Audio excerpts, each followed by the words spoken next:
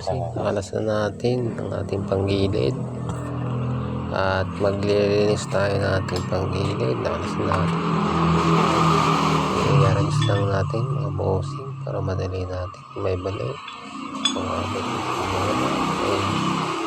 ng makapal na sa kanan tapos sa likod para pag umabangga sa ito ay hindi siya agad napupudpod, matagal maubos. Kung anong gamit kong bossing na bola ay RS8.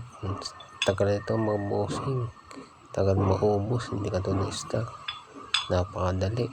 Ang ganda nitong mga bossing, ang ganda rampa ng ating motor sa gilid ng ating pulley at hindi siya nakagasgas sa likod na sa rampa ng pulley.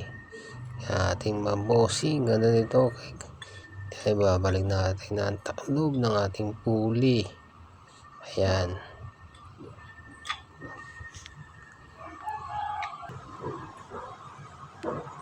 bossing, ganito na ang pagkakabit ng ating pulley. Babalik lang natin, ganito ang pagkakabit ng pulley. Hintayin yung tumunog para ibig sabihin nito ay sagad na. Kailangan mo lang galawin bossing, ibalik nyo lang ang washer. Tapos ang washer na yan ang ating torque assembly. Ilagay natin at belt, i-press natin yung talaga nito bossing ang belt. I-press natin siya para maganda, hindi siya sasagad pag natuluyan. Ibig sabihin